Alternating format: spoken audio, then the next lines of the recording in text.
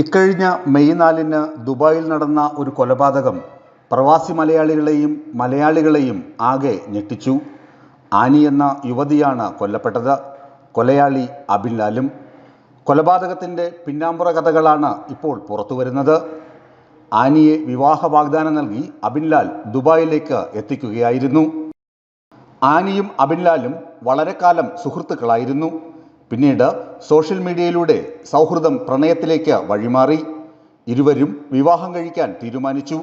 തുടർന്ന് അബുദാബിയിലെ ബർജിൽ ആശുപത്രിയിൽ ഓഫീസ് സൂപ്പർവൈസറായി ജോലി ചെയ്തിരുന്ന അബിൻ ലാൽ ആനിയെ വിസിറ്റ് വിസയിൽ അബുദാബിയിൽ കൊണ്ടുവന്നു. അവിടെ ഒരുമിച്ചായിരുന്നു താമസം. ദുബായിലെ ഒരു സ്വകാര്യ കമ്പനിയിൽ ആനിക്ക് ജോലി ലഭിച്ചതോടെ ആനി കരാമയിലേക്ക് താമസം മാറി. പിന്നീട് ഇരുവരുടെയും ബന്ധത്തിൽ ഉലച്ചിലുകൾ ഉടലെടുത്തു. അബിനിൽ നിന്നും ആനി അകൽച്ച കാണിക്കുകയും ചെയ്തു. ഇതോടെ ആനിക്ക് മറ്റാരുമായോ ബന്ധമുണ്ടെന്ന് അബിൻ സംശയിച്ചു. ഇതാണ് കൊലപാതകത്തിന് പ്രേരകമായത്. മെയ് 4-ന് ആനിയുടെ താമസ സ്ഥലത്തെത്തിയ അബിൻ ആനിയെ കൊലപ്പെടുത്തി. പിന്നീട് ആരുമറിയാതെ രക്ഷപ്പെടാൻ ശ്രമിച്ചു. എന്നാൽ ആനിയുടെ സുഹൃത്തുക്കൾ ഇത് മണത്തറിഞ്ഞു. ഇയാളെ വിമാനത്താവളത്തിൽ വെച്ച് പൂട്ടുകയായിരുന്നു. വിമാനത്താവളത്തിലെ CCTV ദൃശ്യങ്ങളാണ് ഇയാളെ പൂട്ടാൻ UAE പോലീസിനെ സഹായിച്ചത്.